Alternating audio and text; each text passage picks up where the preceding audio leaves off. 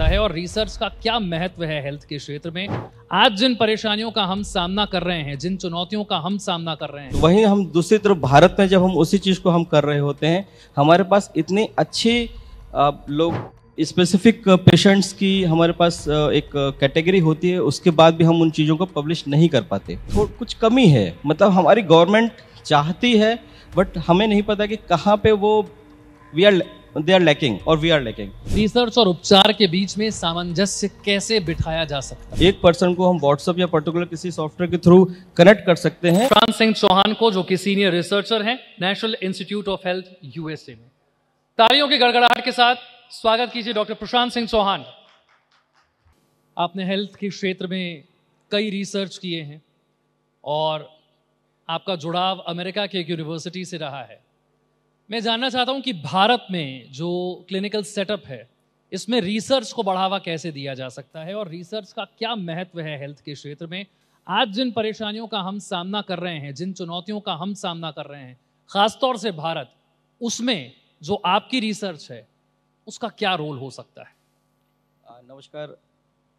Mic को नज़दीक कर लीजिए। और मैंने सन 2017 में SGPGI लखनऊ से अपनी ये PhD की डिग्री प्राप्त करने के बाद मैं जब अमेरिका पहली बार गया तो मैंने वहाँ देखा कि बहुत सारे लोग बहुत डिफरेंट सेक्टर्स में रिसर्च कर रहे हैं। फिर जब मैं पहली बार वहाँ जिस सेक्टर में मैं PhD न्यूरोलॉजी से मैंने किया, उसके बाद जब मैं अमेरिका गया तो मेरे को बहुत सारे टॉपिक्स पे काम करने का मौका मिला। फिर मैंने देखा कि अपने भारत में कौन से ऐसे चीज़ें हैं जिस पे काम नहीं होता है। तो अब जब मेरा जो PhD का थीसिस था वो था जापानीज एन्सेफेलाइटिस पे, तो फिर मैंने वहाँ पे सबसे पहले काम करना शुरू किया एनिमल मॉडल्स पे, और जिसमें सबसे पहले मैंने चूज़ किया डिप्रेशन। उसके बाद मैंने एक अल्जाइमर्स पे भी काम किया और वहाँ पे एनिमल मॉडल्स को डेवलप किया। और वहाँ पे जब एनिमल्स मॉडल्स को डेवलप किया तो मैंने वहाँ पे कई पब्लिकेशंस किए, और वहाँ पे जो मुझे सबसे अच्छी चीज़ लगी कि वहाँ का जो एक रिसर्च ओरिएंटेशन है और जो डिस्कशन है वो रिसर्च के प्रति बहुत अच्छा है। और उसके वजह से जो हम पेपर्स पब्लिश करते हैं, बहुत ही जल्दी कोई भी चीज़ हम ऑर्डर करते हैं वो तुरंत ही आता है, डिस्कशन काफ़ी अच्छा होता है, और वो लोग उस चीज़ पे बहुत ही गहन अध्ययन करने के पश्चात उसको पब्लिश करते हैं। और वहीं हम दूसरी तरफ भारत में जब हम उसी चीज़ को हम कर रहे होते हैं, हमारे पास इतनी अच्छी लोग स्पेसिफिक पेशेंट्स की हमारे पास एक कैटेगरी होती है, उसके बाद भी हम उन चीज़ों को पब्लिश नहीं कर पाते। और ये मुझे बहुत ही वहाँ पे लगा कि हमारे पास वहाँ पे सैंपल्स, पेशेंट सैंपल्स नहीं होते, और यहाँ पे हमारे पास पेशेंट सैंपल्स या डोनर्स बहुत ज़्यादा होने के बाद भी हम पब्लिश क्यों नहीं कर पाते। वो इवन 10 पेशेंट सैंपल्स पे कोविड जैसे जो अभी हम यहाँ पे बीता, वहाँ पे बहुत बड़े जर्नल्स में पब्लिश करते हैं, जैसे नेचर, सेल साइंस में पब्लिश करते हैं, और वहीं हमारे पास भी वही सैंपल्स, वही सब कुछ होने के बाद हम क्यों नहीं कर पाते। है कि हमसे पहले जो वक्ता थी उन्होंने बहुत ही अच्छे बोला कि हमारे पास फंडिंग की कुछ कमी है, मतलब हमारी गवर्नमेंट चाहती है बट हमें नहीं पता कि कहाँ पे वो दे आर लैकिंग और वी आर लैकिंग। हमको मुझे लगता है कि अगर गवर्नमेंट सही में इस चीज़ पे फोकस करे कि बेसिक चीज़ें जैसे कोविड में किया कि पूरा वर्ल्ड यूनाइट हुआ एक पर्टिकुलर डिजीज़ को एरेडिकेट करने के लिए, अगर हम स्पेसिफिक डिजीज़ वाइज ही अगर लें, अगर मेरा एक मॉडल जैसे है कि अगर हम अल्जाइमर पे ही फोकस करें और 5 इयर्स जो डिफरेंट सेक्टर्स में लोग काम कर रहे हैं, जैसे सिर्फ अल्जाइमर पे ही फोकस करें एक पर्टिकुलर इंस्टीट्यूट, चाहे वो जीनोमिक्स की लैब हो, चाहे वो जेनेटिक्स की लैब हो, चाहे मॉलिक्यूलर बायोलॉजी की हो, या जिस भी फील्ड में करता है, सभी लोग एक ही चीज़ पे फोकस करें, सिर्फ अल्जाइमर फॉर 2 इयर्स। सो मुझे लगता है वो ज़्यादा गुणवत्ता के साथ रिजल्ट्स को पब्लिश कर पाएंगे। अपार्ट आप किसी और सेक्टर में काम कर रहे हैं, मैं किसी और सेक्टर में काम कर रहा हूँ, किसी और सेक्टर, तो मुझे लगता है कि रिसर्च फोकस होना बहुत ज़रूरी है। गवर्नमेंट को ये सोचना पड़ेगा। और उससे अच्छा एक और एग्जांपल देता हूँ। कुछ साल पहले 10 to 15 ईयर्स पहले इंडिया और चाइना रिसर्च में एक ही मतलब टाइप से पब्लिश करते थे।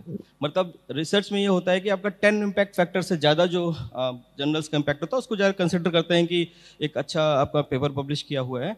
इस समय चाइना वर्ल्ड में सबसे ज़्यादा पब्लिकेशंस दे रहा है काफ़ी हाई इम्पैक्ट जर्नल में। तो क्या होता है, जैसे हम लोग जो रिसर्चर्स बाहर US में काम कर रहे हैं या अदर यूरोपियन कंट्रीज़ में काम कर रहे हैं, अब वो सभी लोग वापस चाइना जाके मतलब उसी रिसर्च में इन्वॉल्व हो रहे हैं। बट मतलब अपार्ट जब मैं इंडियंस को वहाँ पे देखता हूँ तो काफ़ी साल वहाँ पे काम करने के बाद भी वापस आना उनको पसंद तो है, बट यहाँ पे संभावनाएं कम होने की वजह से आ नहीं पा रहे। और वही वो काम अगर यही भारत में आके करें, मुझे लगता है कि काफ़ी अच्छा प्रोग्रेस होगा और बहुत अच्छा रेवेन्यू जनरेट होगा, इवन काफ़ी चीज़ें अच्छी हो सकती हैं। रिसर्च और उपचार के बीच में सामंजस्य कैसे बिठाया जा सकता है? ये बहुत ही अच्छा प्रश्न पूछा आपने, क्योंकि हमारे भारत में सबसे अच्छी बात एक मतलब बेसिक रिसर्च का थोड़ा सा तो नॉर्थ इंडिया में कह लीजिए या कुछ इंस्टीट्यूट में काफ़ी इंप्रूवमेंट हो रहा है, बट अभी भी हम उस लेवल पे नहीं पहुंचे। हमारे यहाँ इंस्टीट्यूट्स तो मेडिकल साइंसेज के काफ़ी अच्छे हैं, एम्स हो गया और SGPGI हो गया और काफ़ी इंस्टीट्यूट हो गए, बट अभी भी वहाँ पे जो रिसर्च डिपार्टमेंट है उसको और भी फोकस करना पड़ेगा। सामंजस्य बैठाने के लिए आपको पर्टिकुलर स्पेसिफिक डिजीज और उसको स्पेसिफिक जो हमारे पास एनिमल मॉडल्स उसको डेवलप करना पड़ेगा। और अगर आप माइस मॉडल्स को या रैट मॉडल्स पे काम नहीं कर पा रहे तो आप उसको बैट मॉडल को भी आप यूज़ कर सकते हैं, क्योंकि bat model versus rat model में ये डिफरेंस होता है कि जो रैट या माइस होते हैं उनकी एज 2 to 3 years होती है। इवन द बैट के जो मॉडल्स होते हैं वो 40 ईयर्स तक मतलब रहते हैं। तो आप अगर आप एजिंग पे काम करना चाहते हैं तो आप बैट मॉडल को यूज़ कर सकते हैं। तो आप इस तरह आप देख सकते हैं कि आपको किस स्पेसिफिक चीज़ पे काम करना है। क्योंकि मैं जब NIH में काम करता हूँ तो वहाँ पे मेरा नेशनल इंस्टीट्यूट ऑन एजिंग है। तो एजिंग पे बहुत ज़्यादा प्रोस्पेक्टिव्स वो काम कर रहे हैं। Around 50 years, more than 50 years they are working on aging. But India में एजिंग जो है वो एपिजेनेटिक्स या जेनेटिक्स लेवल पे स्टडीज़ बहुत कम है। तो गवर्नमेंट को थोड़ा ये भी फोकस करना चाहिए कि एज रिलेटेड मतलब हम कुछ अच्छे प्रोजेक्ट्स को लॉन्च कर सकते हैं। In case of emergency rural areas में खास तौर से जो हेल्थ सर्विसेज हैं उन्हें इम्प्रूव करने के लिए और क्या कदम उठाए जा सकते हैं? ये भी एक अच्छा प्रश्न पूछा आपने। अभी हमने रिम्स रांची में एक पायलट प्रोजेक्ट लॉन्च किया है। इसमें स्ट्रोक के पेशेंट्स को हम रूरल एरिया में जाके कैंप्स लगा के और उनसे डिस्कस करते हैं। टेलीमेडिसिन बेस्ड उनसे हम क्वेश्चनरीज पे बात करेंगे। और प्लान ये है कि जो हम क्वेश्चनरी सेटअप करेंगे स्ट्रोक से रिलेटेड, तो स्ट्रोक में ये होता है कि अराउंड अगर आपका 4 आवर्स या 4.5 आवर्स से कम में आप हॉस्पिटलाइज हो गए या जाते हैं तो आपको एंटी ये थ्रोम्बोलाइसिस होने की वजह से वो ठीक हो जाते हैं। बट अगर सोचिए सडनली रात में या दिन में या दोपहर में कोई भी पेशेंट को सडनली स्ट्रोक होता है, वो कहाँ जाएगा?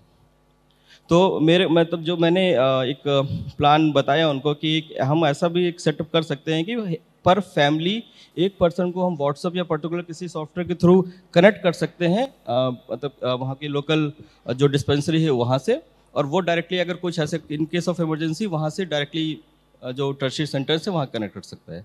तो एक हम लोग अभी पायलट प्रोजेक्ट शुरू करने वाले हैं नेक्स्ट मंथ स्ट्रोक के बेसिस पे। इस तरह हम अदर डिजीजेस जैसे आपका एपिलेप्सी हो गया या अदर डिजीज हो गया, उनमें भी हम मतलब पायलट बेसिस पे ट्राई कर सकते हैं। डायग्नोसिस का जो सेक्टर है उसे इम्प्रूव कैसे भारत में किया जा सकता है? ये भी एक प्रश्न। अभी एक मैं सुन रहा था एक डॉक्टर शायद डॉक्टर राकेश गुप्ता जी को, तो वो कह रहे थे कि इंडिया में ये पॉसिबल नहीं है कि 8 आवर्स से अगर कम कोई डायग्नोसिस होती है तो वो सही है या नहीं। बट मैंने US में देखा, इवन जॉन हॉपकिंस में ही देखा कि हम टेस्ट कराते हैं और घर पहुंचने से पहले ही हमारे पास रिजल्ट्स आ जाते हैं सॉफ्टवेयर। तो अब हमको शायद ये भी देखना पड़ेगा वो कौन सी पर्टिकुलर मशीन्स यूज़ करते हैं। वो भी बेसिक डायग्नोसिस जैसे KFT LFT अगर ये भी करते हैं तो हम जाते हैं और विदिन 1 आवर हमारे पास रिपोर्ट्स आती हैं। यहाँ पे ऐसा नहीं होता।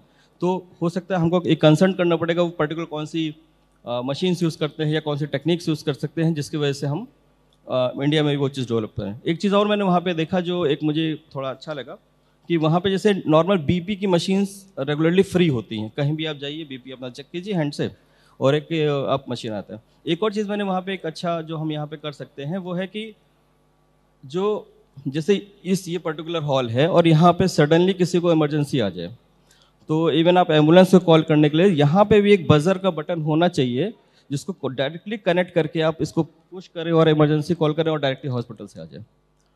तो ये भी कुछ मुझे लगा कि ये सब चीज़ें यहाँ पे शायद हम इंडिया में करें तो थोड़ा बिल्कुल अच्छा। भारत में ये सब कुछ किए जाने की ज़रूरत है ताकि हेल्थ सेक्टर को हम और ज़्यादा इंप्रूव कर सके। बहुत बहुत शुक्रिया डॉक्टर प्रशांत हमारे बीच आने के लिए, उड़ान के इस मंच पर आने के लिए, अपने विचारों को साझा करने के लिए। जोरदार तालियां। Thank you so much.